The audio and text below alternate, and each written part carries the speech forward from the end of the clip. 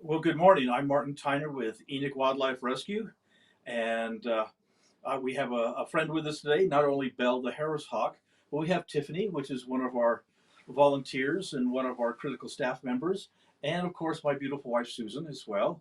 Hello. And so we've going to talk a little bit about Belle, a little bit about the foundation, and we would like to introduce Tiffany and kind of bring you guys up to speed in the work that she's doing for us and all the help that she's been. But DG, why don't we go ahead and start with the number first? Okay, we are on number 10.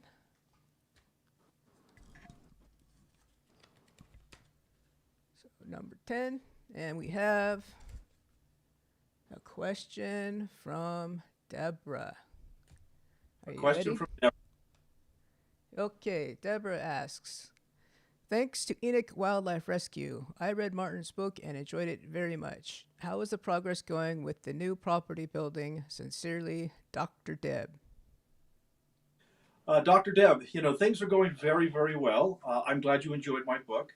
The exciting news is this next coming week we're going to take all of you on a personal tour, a personal guided tour of the new facility. It's like 99% finished, and right now they're just doing some of the trim and fixtures and those kinds of things. And so the whole facility should be done by the end of the year, ready for us to start moving things in and start to equip the new Enoch Wildlife Rescue Center with tables and chairs and desks and cabinets and all those kinds of things. And so it's coming along extremely well. And so you guys, stay with us. Like I said, next week we will dedicate a one of these vlog Christmas podcasts exclusively to the new facility, Live from the facility. live right from the facility with a personal tour from Susan and I. Anyway, let me introduce Tiffany. Tiffany, to be honest with you, I'll embarrass the heck out of her. I knew Tiffany when she was in diapers. Yes, I did. Her mom and her grandmother have been good friends of ours for, probably about 40 years. Mm-hmm. They're about 40 years. So, they've been a good part of our foundation and our family, and they have loved who we are and what we do. And so Tiffany has kind of joined the ranks. And so Tiffany, why don't you tell us a little bit about yourself, other than like I said, I embarrassed you, but that's okay. That's what I do. Well, I think that's your job, just to make sure we're humble. I am lucky enough to work for Martin and Susan. I'm the administration. I'm nervous. The administrative assistant. So I basically am their personal assistants. Anything that they need that we see as a necessity going forward, with the new facility, with volunteers, everything like that, I kind of oversee. I have been working for them now, I think, since March. Was it March? Springtime. I don't Yeah, remember I think it was exactly when. March. And like he said, my grandma Sugar, if she watches us, she will. I'll make sure. Good. My grandma Sugar loves them both. My mom loves them both. And we're all kind of doing our own way of working with them. My grandma comes out anytime she can to see any releases or anything fun. My mom is, she's volunteering some of her time, but also helping out with getting some property moved. But it's been amazing to see two people who dedicate their lives to the welfare of wildlife. I think that it's a lost, nonprofits especially are a lost cause, and these two absolutely give everything to the animals and to keeping that wildlife safe and happy. And I love working for them. Some things that you'll probably work with me on would be if you want to volunteer. My email, and it's on the website, but it's also just Tiffany at gowildlife.org. Yes, Tiffany with an I. Tiffany with an I at gowildlife.org. And if you have any questions about volunteering or you have any skills that you think you can add to their cause, please reach out to me. Otherwise, we're also looking for positions once the new facility opens. That'll also go through me. We're working on those job descriptions and the salary requirements moving forward, but it'll be an amazing role because you'll get to see the groundwork and the startup of this new facility and how many great things it's going to do. Well, thank you, Tiffany. Yes, Tiffany's a, you know, Tiffany is. She can do the things we don't know how. Yeah, she is the person that keeps us organized. You know, Susan and I, you know, for the last 45 years that we've been doing it here in Utah, take the wildlife rescue. You know, the truth of the matter is, you know, Susan is an amazing dog groomer. And so this foundation has been run by a dog groomer and myself. I'm a good cage cleaner, and so that's pretty much our skill set is, and so we relate well to animals. We do, but we need people with like I said, good education and good social skills and good skills to help us organize. And Tiffany is that person that stepped in to help us with. To be fair, they both just take on a lot of responsibility, and it's hard to do that and be organized when you're helping every person that you come in contact with. So that they just need somebody who isn't taking on all those roles. They need somebody to support them. Who isn't buried underneath all of the other responsibilities. They do. They have a lot of causes that are near to their heart that they care about, and it causes them to be spread very thin, which is why we need help from volunteers and why we need the funding to go forward, because every penny they have goes into this facility. So I appreciate that compliment. Thank you very much. The social skills especially because sometimes I feel awkward. So that's really nice. And you're human. I know, right? Like at least there's that. But yeah, we need more people out there who also want to support these two because they're really just nonstop giving. So if you feel like you have those skills too, please don't think that we have enough people. We always need more. And you can always also send the emails to info@gowildlife.org because I'll forward them to DG. If we get anybody that wants to volunteer, I shoot them over to her, and she's going to keep track of all of that. Yeah. The DG as well. Oh, sorry. Yeah. And that's, I was going to say. Both of us will figure it out. Yeah, absolutely. DG, our web geek, has actually helped keep us organized since 2016 when she started doing our social media stuff, and she's helped bring us forward a long ways. I don't think we would be anywhere close to where we are. No. To be honest with you, and I know DG hates this when we praise her, but I'm sorry, DG, we're going to anyway.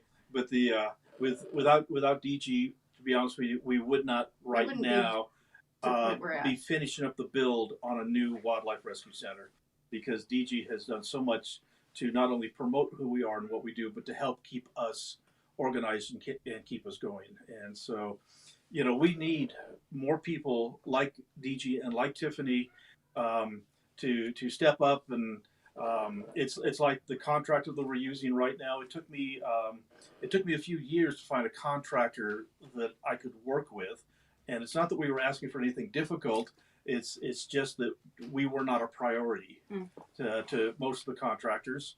And Bob Padilla, who is our contractor, I would tell everybody what I need is I need a contractor that would step up and say, Martin, there's a rake, there's a wheelbarrow, you go clean cages, and I will build this for you. And Tiffany has been one of those people to say, I understand what your skills and limitations are, so let me add what I can do to help. And DG as well has done the same thing. So, when we get people like that, the only outcome will be success for our Enoch Wildlife Rescue. Because there's a lot of things we don't understand. It's like we don't know what we don't know. We need some of these people to help guide us. Well, and a lot of people out there that are watching this that may be thinking about, I don't know if I have the right skills to volunteer or the time, or because I've worked with a couple nonprofits, and that's usually the pushback from volunteers is that, I don't have the time, or I don't have the skill set, or I don't have the knowledge. There's something you have that we need. I'm sure I can find it. That's one thing I know I'm good at, is finding the qualities in people that are marketable for them. And I think that when you really ask yourself, how much time can I dedicate to giving back? If you can't dedicate 10% of your income, try dedicating 10% of your time, because honestly, that's sometimes part of it. Susan will send out newsletters and ask for just editing. And even if your editing skills aren't the best, we have 40 eyes that we can put that information on, where somebody can give us some feedback or some suggestions that will help us better that in every time we get it edited. So anything that you may have that you can do from home, that you can physically do, that you can even like participate in, just ask.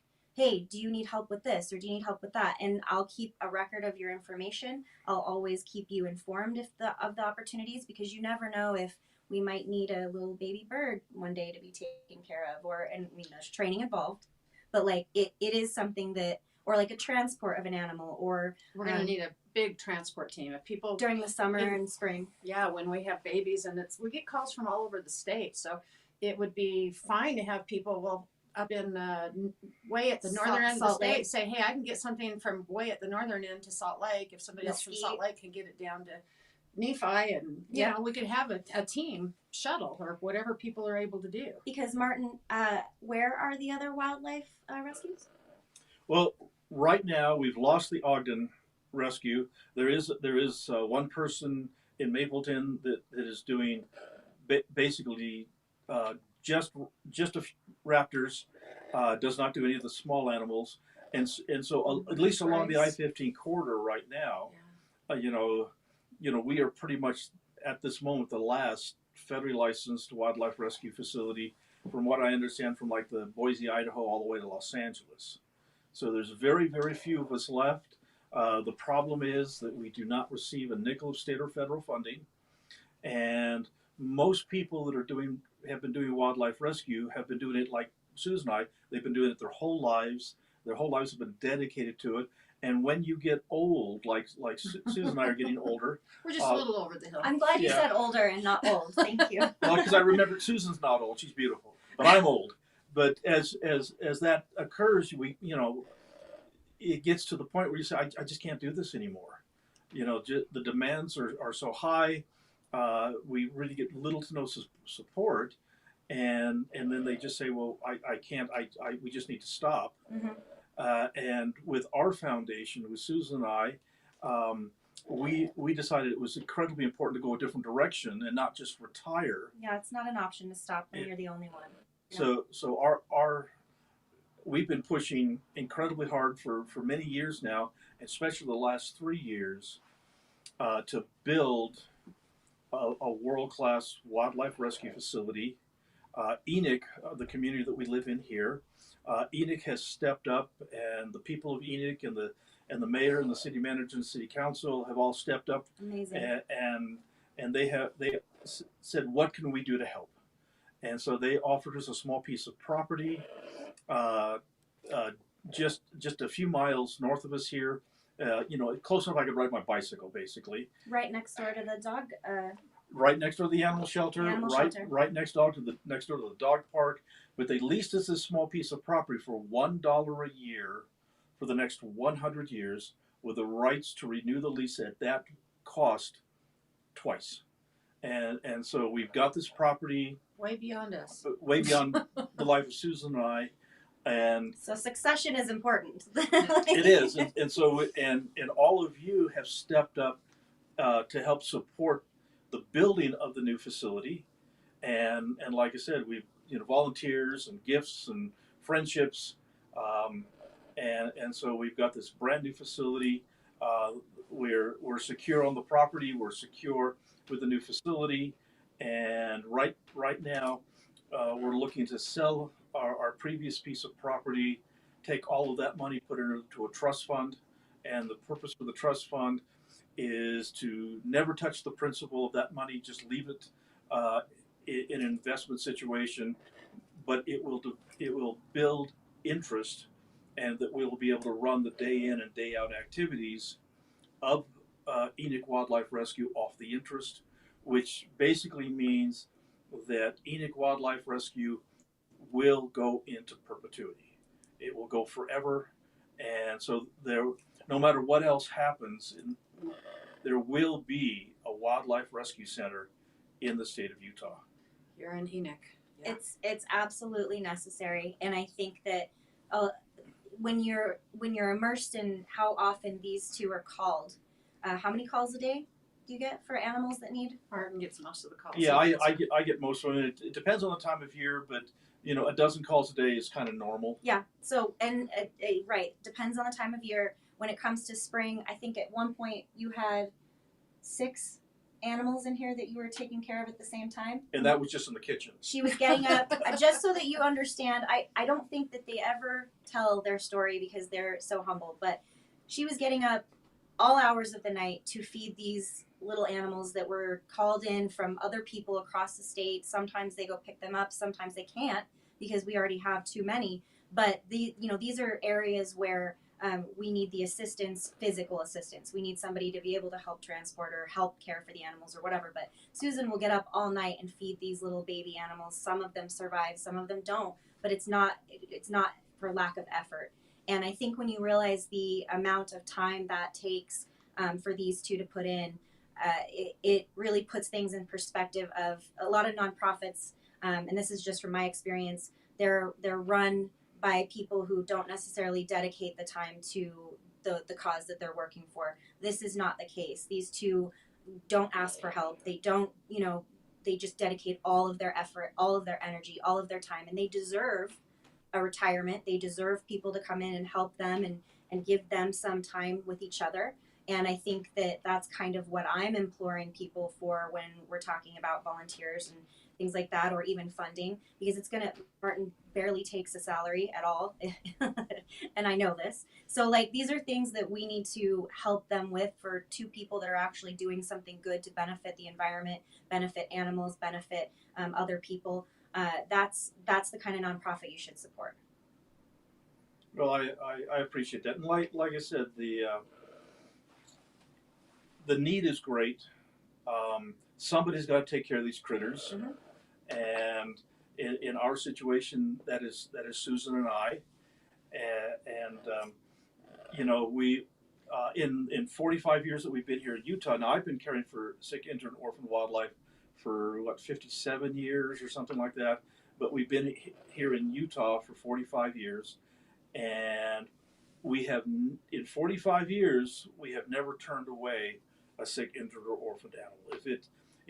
If we can get it within our legal means. Yeah, as long as we can legally take it, it gets to our facility, we will take it in. If we have to have facilities in every room of my house, which we have from time to time. Yep. Living room, kitchen, I can see too. Yeah, and so we will take them in. We will bring them in, and we will care for them, and we'll do our very, very best. The new Enoch Wildlife Rescue Center actually more than triples our capacity to care for the animals. It'll be to the point where the triage center, where the animals are first checked out and cared for, will no longer be my kitchen table. It is the kitchen table. It is the kitchen table. And so, like I said, with this new facility, I've needed this facility for more than 50 years.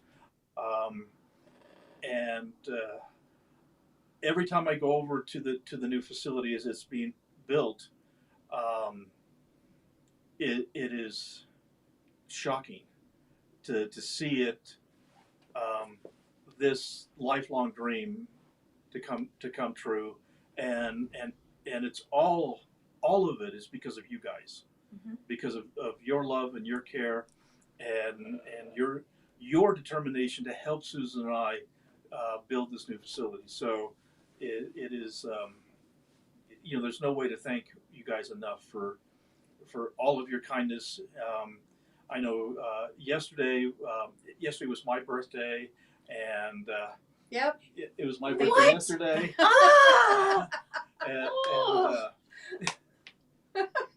I am so mad that I didn't know. Okay.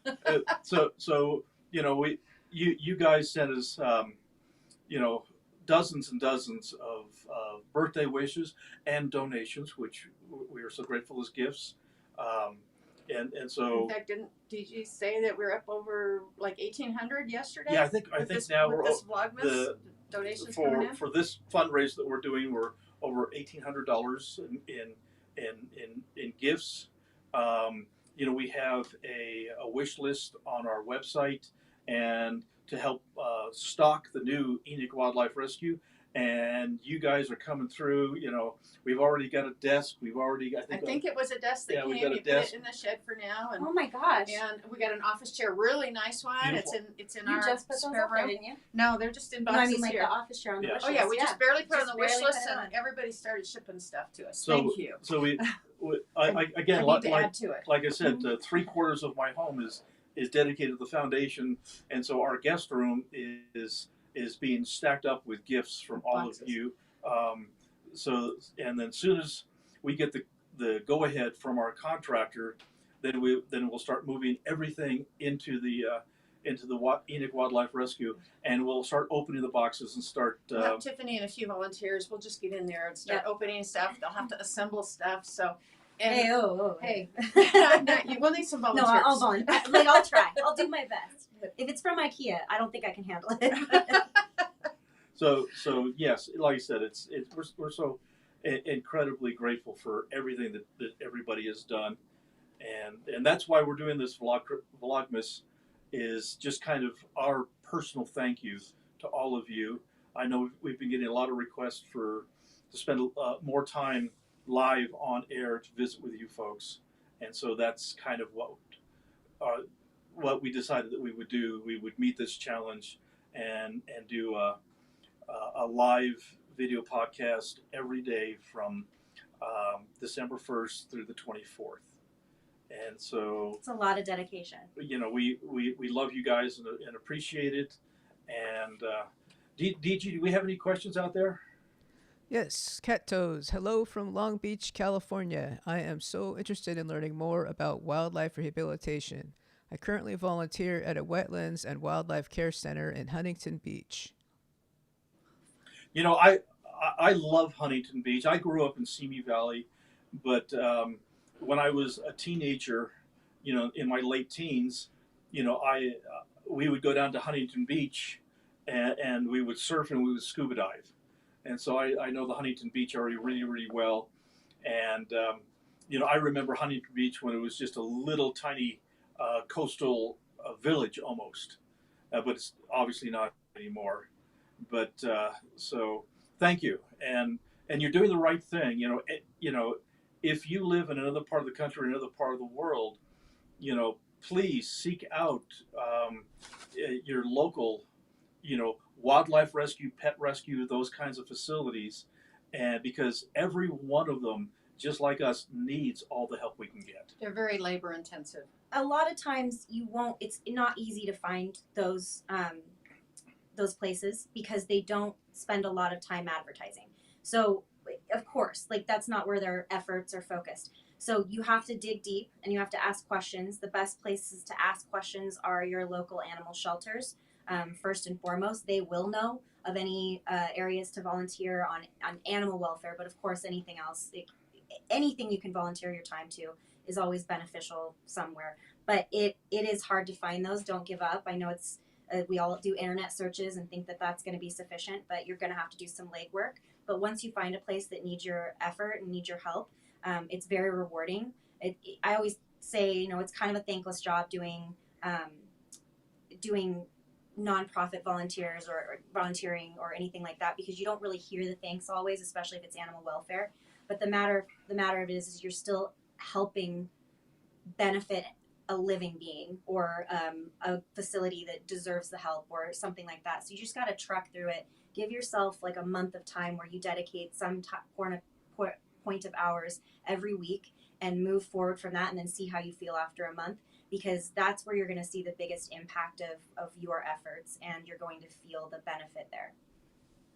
And a couple other places if you're interested in wildlife rescue, your local humane societies may not have that contact information if you're looking for wildlife, but every state has a state fishing game, and they're called by a variety of different names. Here in Utah, it's the Division of Natural Resources, but every state has one, and you can contact your local fish and game office and say, I'm very, very interested in assisting in wildlife rescue and wildlife education. What are the organizations, the licensed organizations within our state? And they can certainly give you a list of, and don't be surprised if the list is really small. The list might only have one or two names on it for statewide. Some states will do much better, but that just demonstrates how desperate the need is for your help.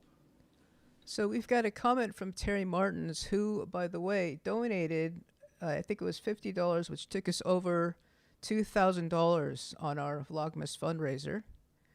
And Thank Terry's comment is, "Hi, Martin and Susan. So happy to have you, Tiffany. I have been watching you on YouTube since the beginning. So happy your dream of the Wildlife Center is finally here. Cannot wait to see it." Well, thank you so much, and thank you. Your $50 donation put us over the 2,000 mark. We are. I can't tell you how grateful we are for your kindness and your dedication to helping keep track of us. We have a lot of friends, but I consider them family, that have been with us literally from the very, very beginning of our social media. It was something that I just couldn't do, but with DG's help, our social media has grown dramatically, and we've been able to reach out to people all over the world. So thank you for your donation. We really do have donors that stick with us, like for long periods of time. Like there's a lot of repeat donors, and that I think it's very reassuring, and it shows how much they care about you two and the facility coming to fruition and all of those things that we're working toward. We have a lot of recurring donors who sign up on PayPal for whatever amount they can afford. Some of them do it monthly. Some of them will do it once a year. And some people will just send us a check when they can. Yeah. It's like, it's only a little bit, but this is what I can afford. And you know what? We appreciate every little bit. It all adds up. It does. Yeah. A $1 donation buys a mouse to feed an injured animal. And so, every dollar counts as far as this facility. And with the new Enoch Wildlife Rescue, I've had dear friends, and they're dear friends that I've never met, from all over the world. When they'll go on vacation, they'll make a point to stop in Utah, and they'll swing by, and I get phone calls frequently from people from all over the world. We're on vacation. One family called up and says, we're on vacation. We are at the south end of the Grand Canyon. How far is that from Enoch Wildlife Rescue?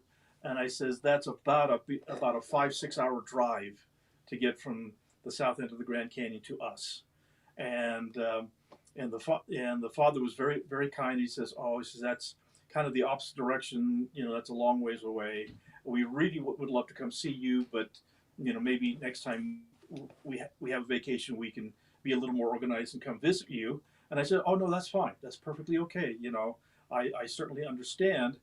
And after a pleasant conversation, they hung up, and about 20 minutes later, my phone rings again, and it's the same family.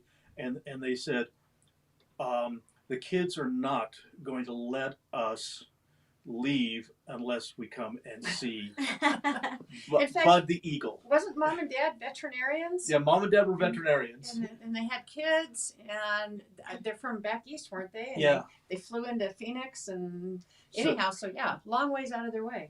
And so, anytime any of you would love to come and visit,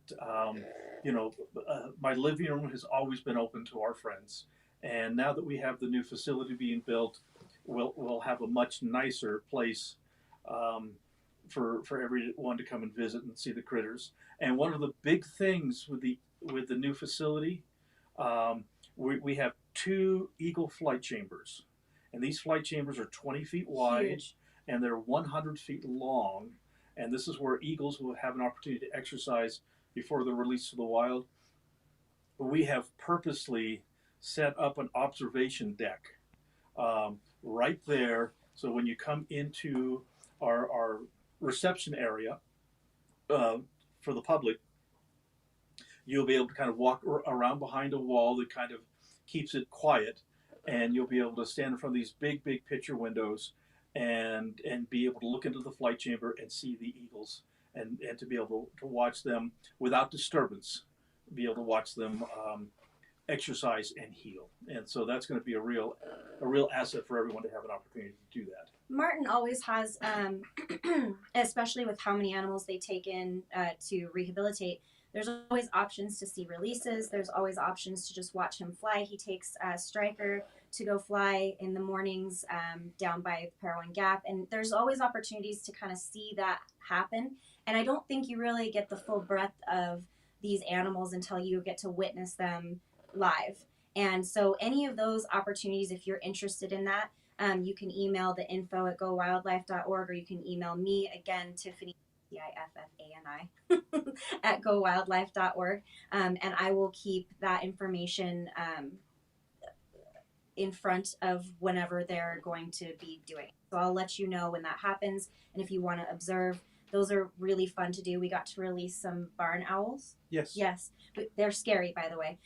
Scary looking. it went out. Scary sounding. It did come at me. Like, I threw it up, and then it didn't come at me, but it turned around and looked at me like, woo. And then it landed.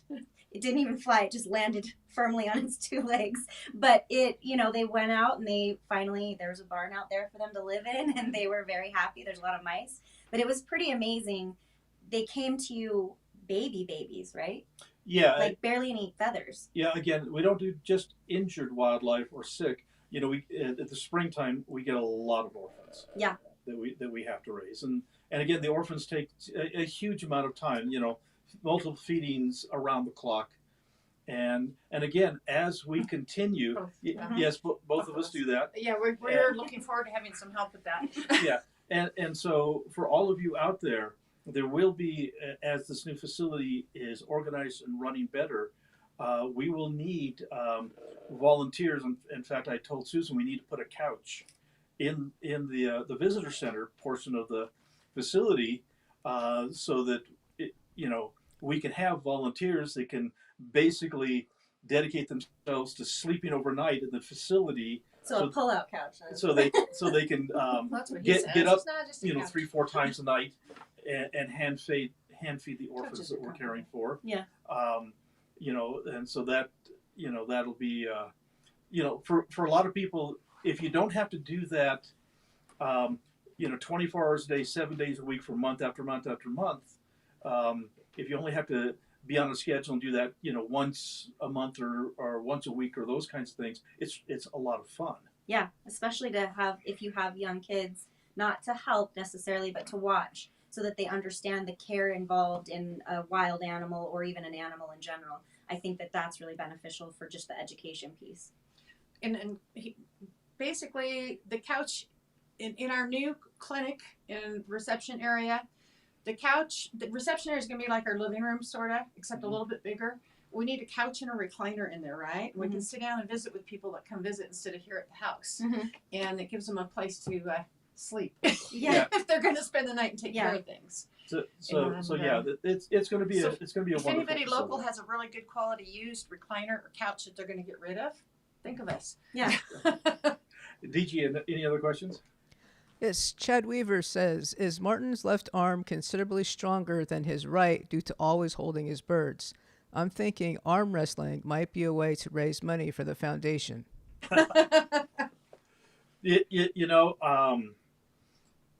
I used to, now with the birds of prey, it's always traditional to carry the bird on your left arm, and the reason for that is that during the early days, during the 10th, 12th, 14th century of falconry throughout Europe, you always carried, you were on horseback, and you always carried your bird on your left arm, so you had your right arm free to draw your sword to defend yourself from thieves and bandits. And so you always carried your bird on your left. Eagles were the exception, where you always carried your eagle on your right arm, because to be honest with you, if you're tough enough to be carrying an eagle, they're not going to mess with you. And so you didn't have to worry about drawing your sword. But you needed your right arm, your dominant arm, to carry that much weight. And so I, for many, many years, carried my eagle on my right arm, to the point that I had to, my rotor cuff went out and I had to have surgery to repair the rotor cuff from the stress of carrying the eagle for so many years. And so now I carry the eagle as well on my left arm until my left shoulder goes out and I have to have surgery to fix that. And then I'll move the birds onto my right arm, and then when the right arm goes out again, I'll be done. But that, people ask me about retirement, and yes, I'm old and certainly of the age One to of my retire. grandmas says past our prime. Yes, past our prime. I don't know if I But- like that. but, I don't know if I like that. with Not as good as it once the was. whole idea of retirement for me personally, I don't believe in retirement. My idea of retirement is they drop me in a hole 6 foot deep and throw dirt on my face, and so that is Not a pretty picture. No. Susan and I plan on, like I said, doing this in some form.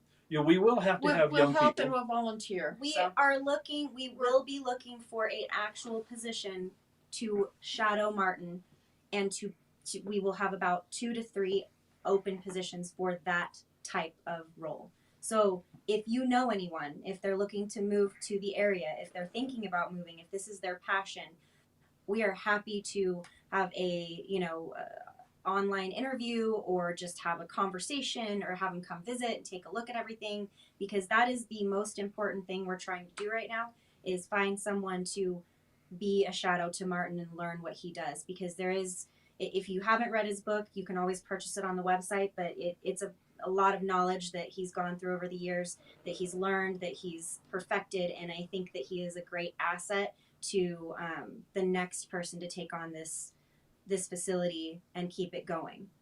Well, and legally, in order for someone to become a federally licensed wildlife rehabilitator, you have to apprentice at a licensed facility for a minimum of 2 years.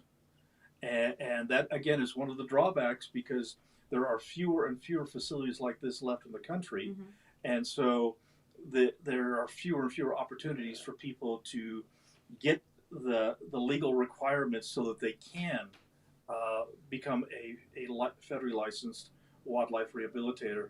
And so with the new facilities that we're building, we will have the facilities for that, and that we will be looking for people who basically have a life's dedication to wildlife and to wildlife rescue and wildlife education, because we don't only need a few people qualified in caring for the sick, injured, and orphan wildlife, but one of the most important jobs we do is that I travel a great deal doing education programs to the public.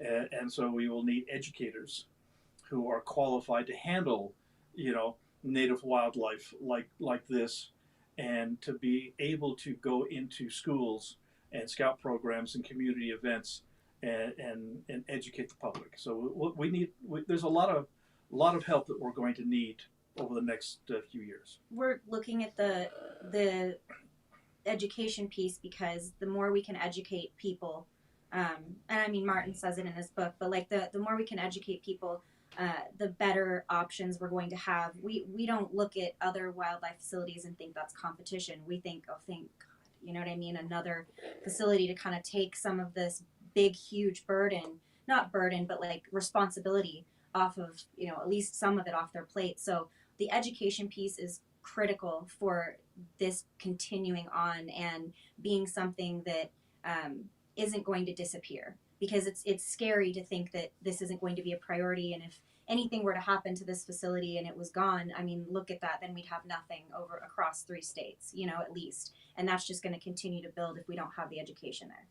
Well, and let me put a shout out to the Ogden Wildlife Rescue Center. The Ogden Wildlife Rescue Center was the biggest, most active in northern Utah, up in Ogden, north of Salt Lake.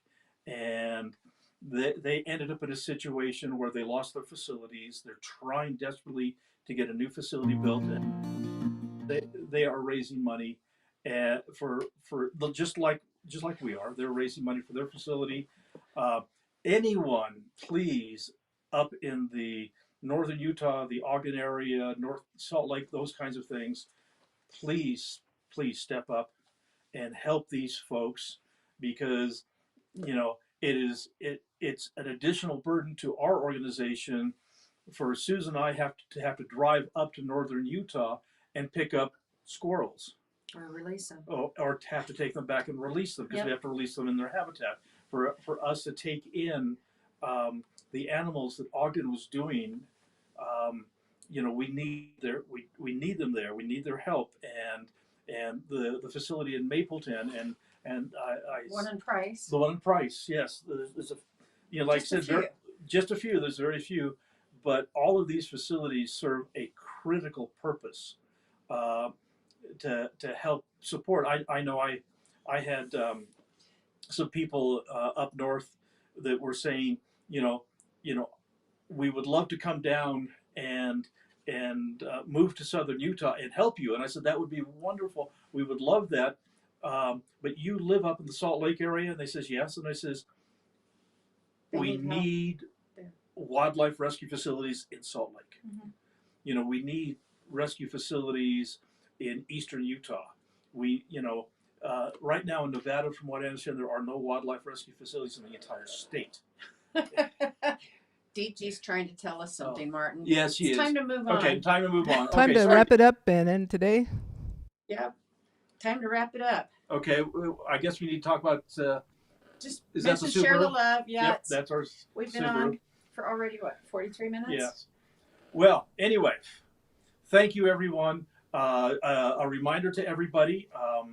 The month of December, Subaru of America does this wonderful campaign called Share the Love. And when they do the Share the Love campaign, anyone who buys a new Subaru, Subaru of America will make a $300 donation. And they have a group of charities, national charities that they support. Plus, the local dealerships can choose a local charity as well to support. And when we are the local charity for Findlay Subaru here in southern Utah, and so anyone that would like to buy a brand new Subaru, if that's in your budget and that's in your plans, please go to Findlay Subaru and purchase a beautiful Subaru car, and $300 will be donated to our organization. And so we're very grateful. Findlay Subaru has been one of our sponsors for 10 years, and we're so grateful for all the help that they've given us. Any other questions, DG? Nope. Okay, well, I think we're good.